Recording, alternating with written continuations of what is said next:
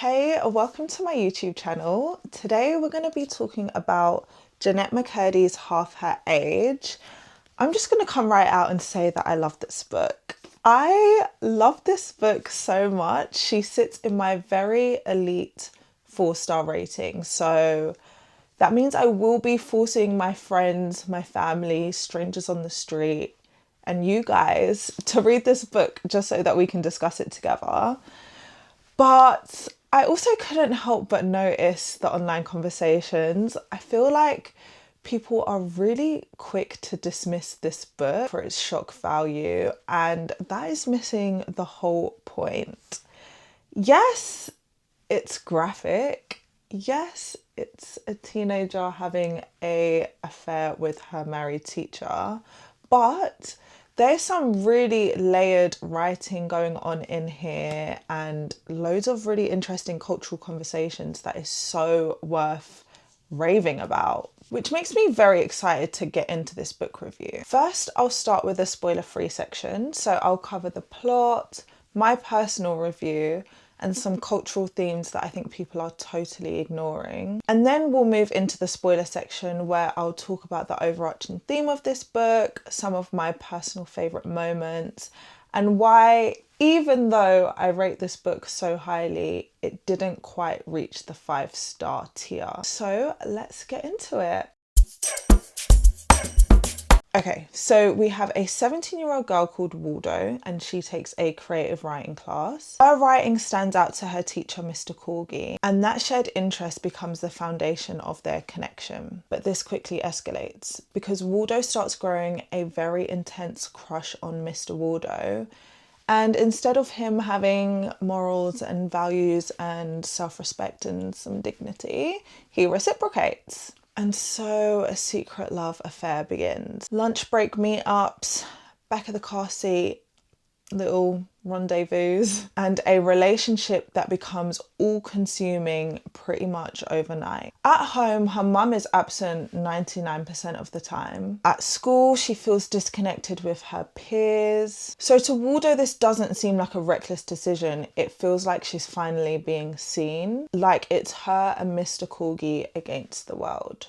And so this book follows that dynamic. A 17-year-old girl falling in love with a teacher who is double her age, and how obsession and secrecy just take over both of their lives. Right, I have to start off with low-key one of my favourite things about the book, which is the short chapters. Like, chef's kiss. When short chapters are done well, they do something really special to my brain. And maybe that's because I'm a slow reader, but it just makes the whole experience very addictive. So love that about the book.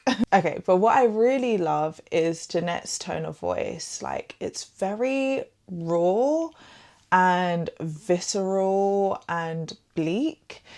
Like, she'll say the maddest things, but say it so directly. But I don't know, that it takes like a certain skill to make a reader feel so many things and feel them all really deeply, but saying them in such few words. Everything feels like a punch to the gut.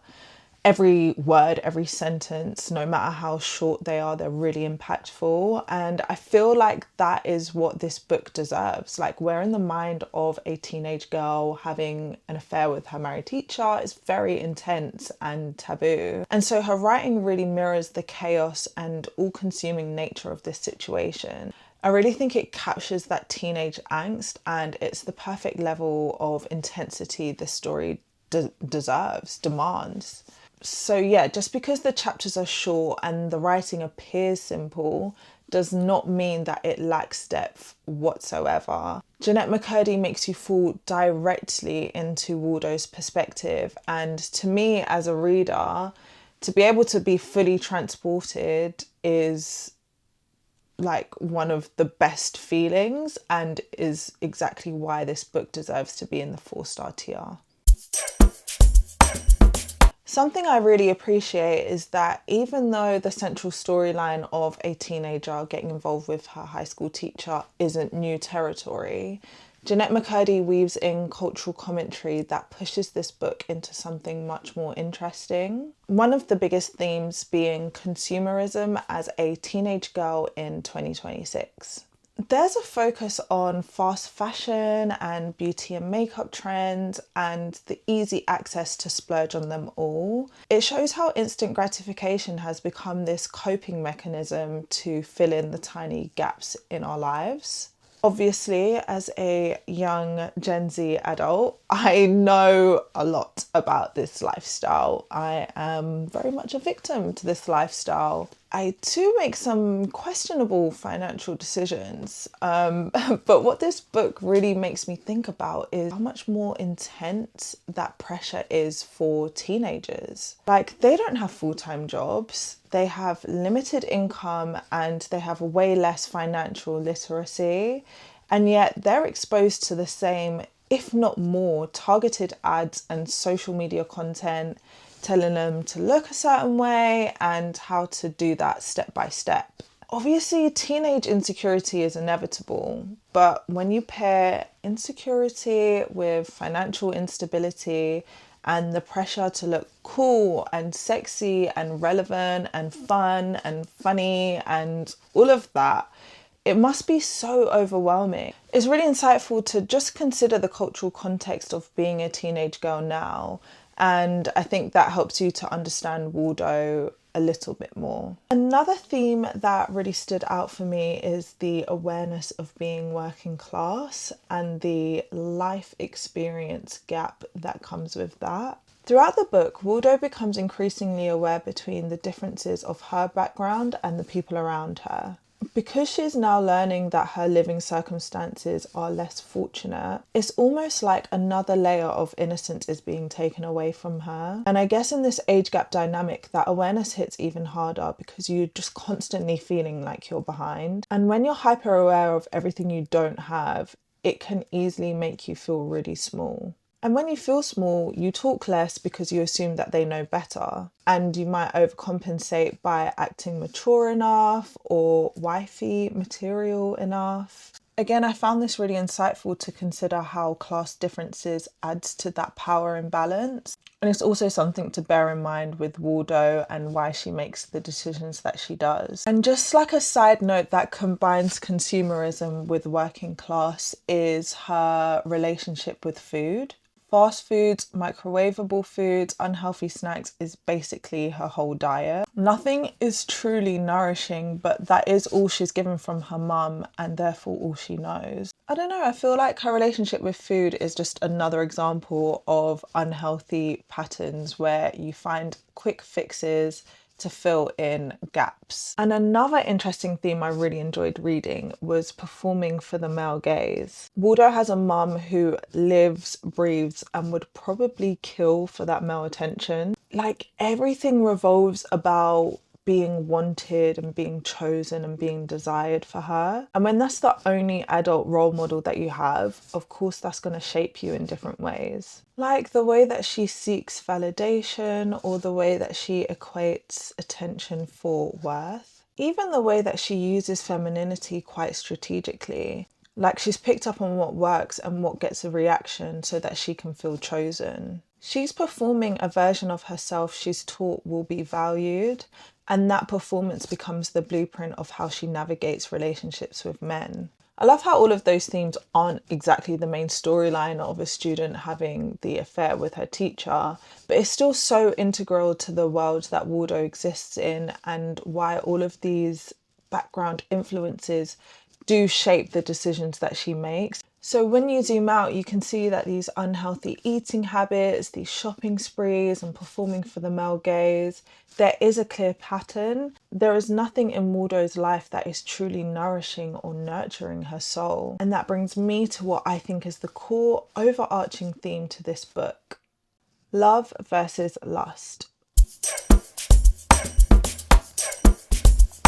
Now we're officially in spoiler territory. I want to talk about how this book explores the theme love versus lust. There are so many heartbreaking moments in this book where she shrinks herself down to remain desirable. She learns that the easiest way to keep Mr. Corgi is to be easygoing and sexually available and never inconvenient.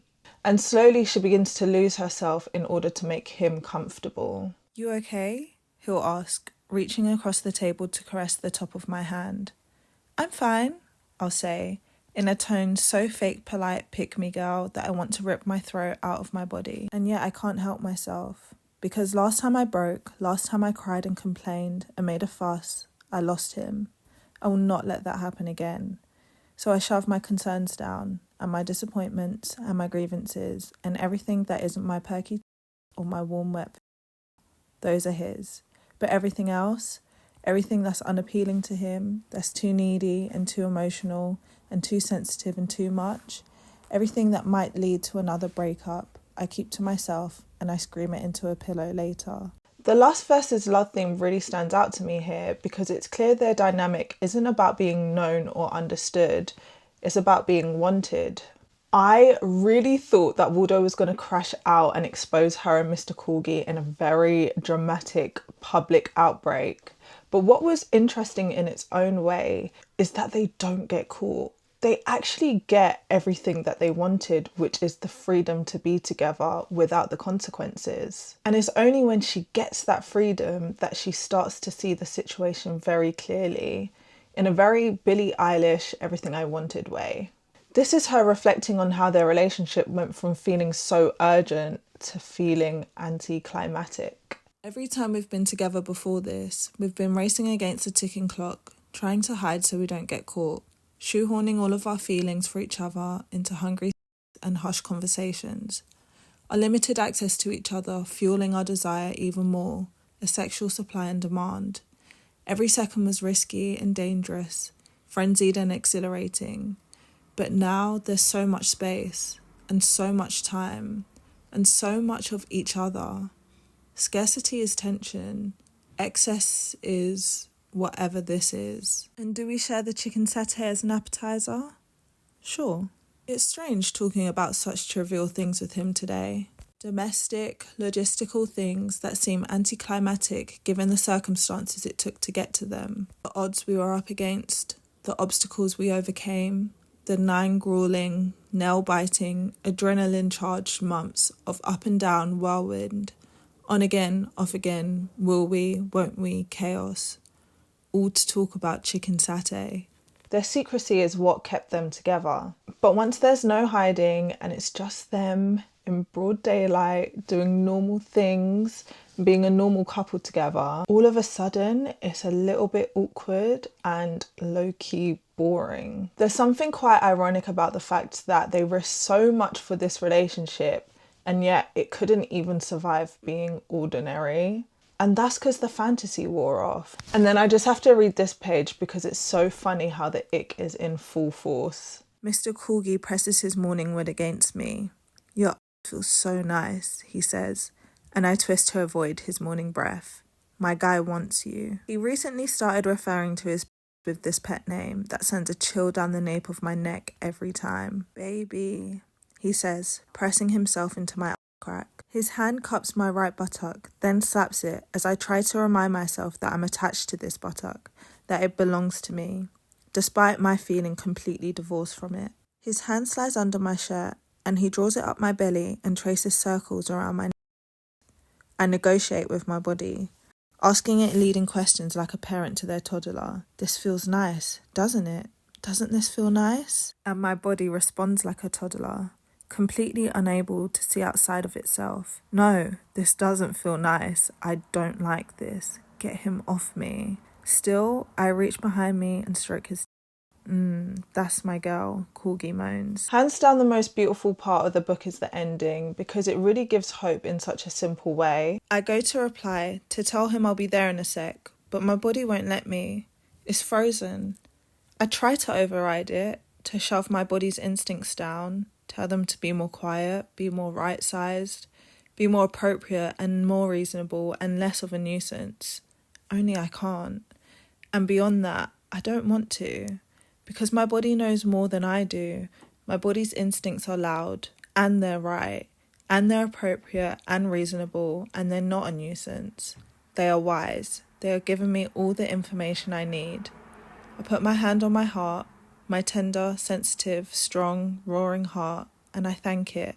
It just goes to show that no matter where you come from, what you have, what the situation is, if you really pay attention to yourself and your body, the answer is always within you. And I guess it's just a reminder to treat your body well, because when you're in tune with it, it's always communicating with you. So yes, I do believe that there is a breakthrough of love in this book, and that self-love which comes in the form of instincts. And I think that just gives the book a really nice emotional finish amongst the whole chaos that is this book. There's so many examples of lust versus love in this book, so let me know which ones stood out to you guys. Now, as much as I loved the book, there was something stopping me from giving it the full 5 stars.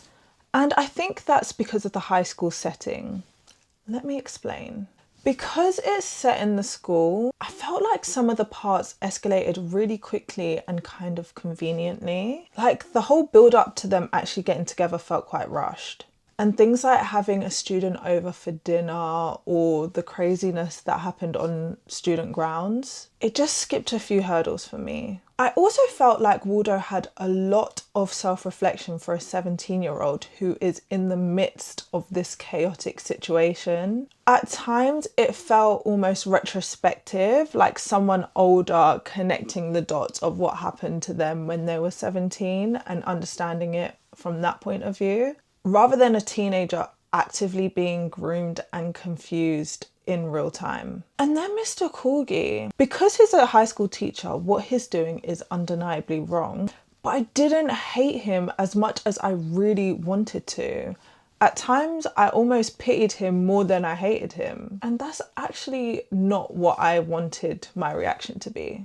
I don't know, I feel like I just wanted to see more of him being manipulative and being a groomer than me actually pitying him. But yeah, I think the high school setting just needed a little bit more meat on the bones for me to fully buy into it. I still love the themes, I still love the writing and the tone, but yeah, I just needed a little bit more believability. Just to throw it in there, I kind of wonder if this story would have worked better in a workplace setting. Maybe she's the junior, he can still be twice her age as like the CEO or a manager. Let me know what you guys think to that suggestion.